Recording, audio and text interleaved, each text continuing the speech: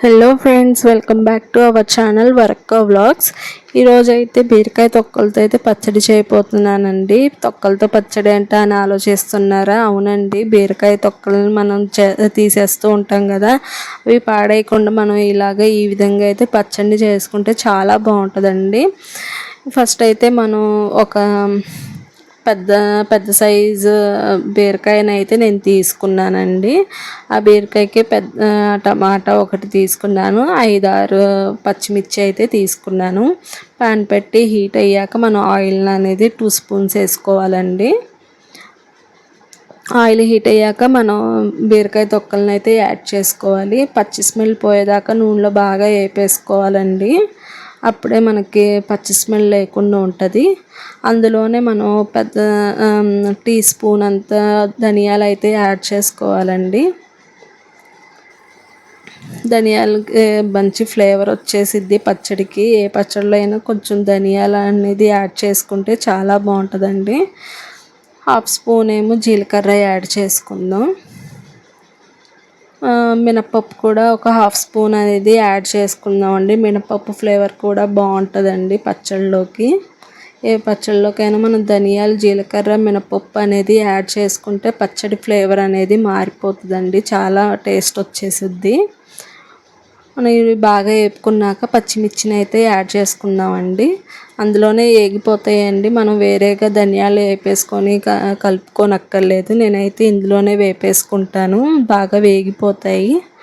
వాటి తొక్కలకు కూడా బాగా ఫ్లేవర్ అనేది పట్టేస్తుంది. నేను ఇలాగే వేపుకుంటానండి. తర్వాత మనం ఇవి వేగాక మనం టమాటాని అయితే యాడ్ చేసుకోవాలండి. కట్ చేసి పెట్టుకున్న టమాటా ముక్కలను అయితే మనం యాడ్ చేసుకోవాలి. ఇవి కూడా మనం మీడియం ఫ్లేమ్లో అనేది పెట్టేసుకొని బాగా వేపుకోవాలి, బాగా మగ్గించుకోవాలి. టమాటా కూడా బాగా మగ్గిపోవాలండి వాటితో పాటు. చాలా ఈజీ అండి పచ్చడి అయితే, టేస్ట్ చాలా బాగుంటుంది. తర్వాత ఇవన్నీ మగ్గిపోయిన తర్వాత మనం మిక్సీ జార్లో అయితే తీసేసుకుందామండి. అంతా తీసుకున్నాక చల్లార్చాక మనం గ్రైండ్ చేసుకోవాలి. సరిపడంత ఉప్పు కూడా వేసుకొని గ్రైండ్ చేసుకోవాలండి. వెల్లుల్లిపాయలు కూడా యాడ్ చేసుకుంటే ఇంకా ఫ్లేవర్ బాగుంటుందండి, టేస్ట్ అయితే ఇంకా పెరుగుద్ది వెల్లుల్లిపాయలకి. తర్వాత గ్రైండ్ చేసేసుకోవాలండి పచ్చడి అనేది. కచ్చాబచ్చాగా గ్రైండ్ చేసుకుంటేనే మంచిదండి, మరీ పేస్ట్గా చేసుకుంటే టేస్ట్ ఉండదు. తర్వాత తాలింపుకి అయితే ఒక స్పూన్ ఆయిల్ వేసుకొని ఎండుమిర్చి, జీలకర్ర, ఆవాలు, పచ్చెనపప్పు అయితే వేపుకోవాలండి. లాస్ట్లో కరివేపాకుని యాడ్ చేసుకోవాలి.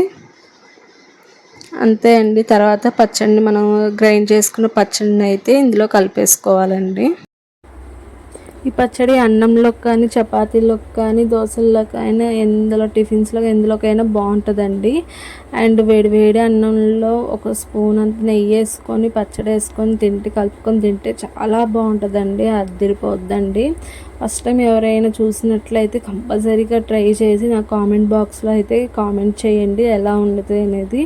మీరు కామెంట్ చేస్తే నేను హ్యాపీగా ఫీల్ అవుతానండి, నా రెసిపీని ట్రై చేశాను అని. ఫస్ట్ టైం ఎవరైనా చూస్తే కంపల్సరీగా అనేది నా ఛానల్ని సబ్స్క్రైబ్ చేసుకోండి please friends, and watching my full video. అంతే అండి, లాస్ట్లో మనం ఇలా సర్వింగ్ బౌల్లో సర్వ్ చేసుకోవడమే.